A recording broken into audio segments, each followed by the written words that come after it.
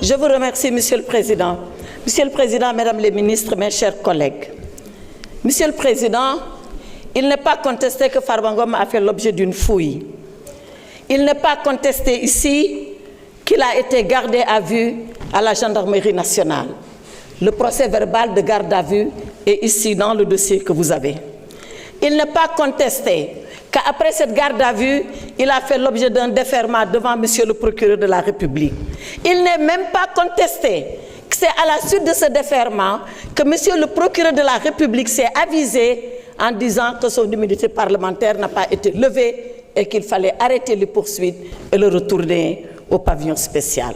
Alors, si tous ces faits ne sont pas contestés, et ces faits ne peuvent pas être contestés parce qu'étant exactement la vérité et la vraie vérité, qu'est-ce qui est alors contesté? Ce qui est contesté, ce qui est contestable et ce qui est illégal, c'est la procédure engagée. Farba Ngom a fait l'objet d'une garde à vue. Je ne parle pas de ce qui lui a été reproché. Ce qui lui a été reproché, introduction d'objets prohibés, violation du secret de l'instruction, images contraires, diffusion d'images contraires aux bonnes mœurs, corruption, on y reviendra et les accusations vont s'effondrer comme châteaux de cartes ou alors comme des châteaux sur le sable. Parce que rien, absolument rien ne tient. Ce qui est par contre illégal, c'est d'avoir ouvert le téléphone de Farba Ngom sans sa présence, sans la présence de ses avocats.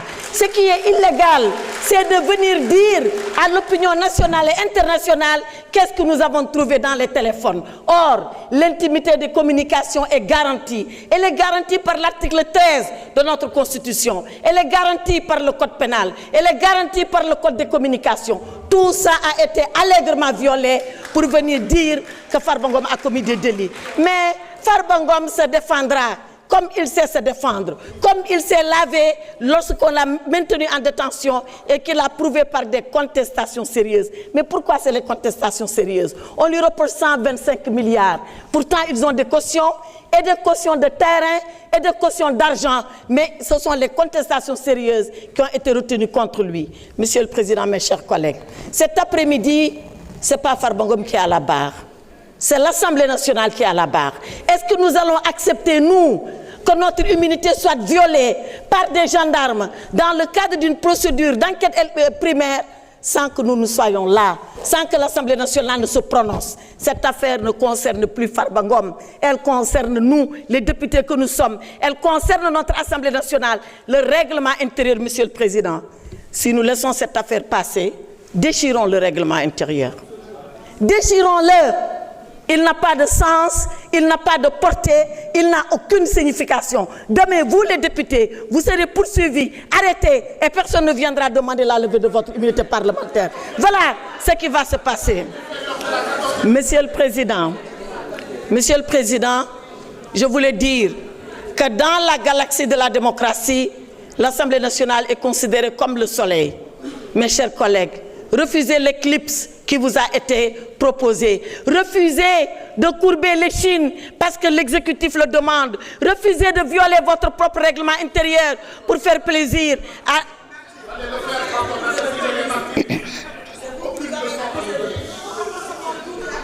S'il vous plaît.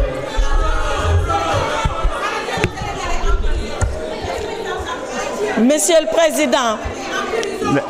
Attendez, mes chers collègues, s'il vous plaît. S'il vous plaît, il reste moins de 2 minutes. Laissons-la terminer, s'il vous plaît. Monsieur le Président. Honorable, vous n'avez pas la parole. Vous n'avez pas la parole, honorable. Honorable, respectez le règlement intérieur. Vous n'avez pas la parole. Monsieur le Président, laissez-les parler. Parce que c'est dont ils sont en train de parler, Monsieur le Président. S'il vous plaît. Eux ne le savent pas, mais moi je sais. Mais je suis une femme d'État. Je ne dis pas tout ce que je sais, madame. Taisez-vous, parce qu'il est temps de vous taire. Taisez-vous, parce qu'il est temps de vous taire. Taisez-vous, madame. S'il vous plaît. Alors, Monsieur le Président, pour finir, Je demande à nos honorables collègues, pour ceux-là encore qui le sont, pour ceux-là encore qui le pensent, de conserver leur dignité et de refuser aujourd'hui que l'Assemblée nationale soit couchée devant l'exécutif. Je vous remercie.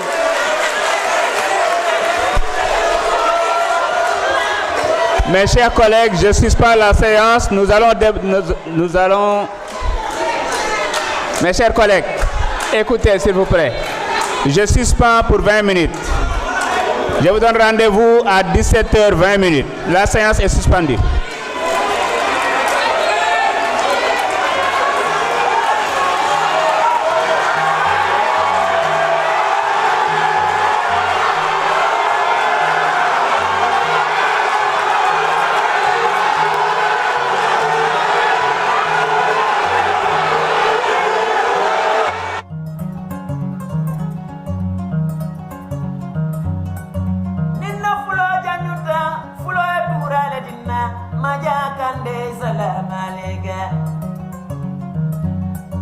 Fatuma fulo du jonyi nyana ala nen bundum golla jena ba jallo gorato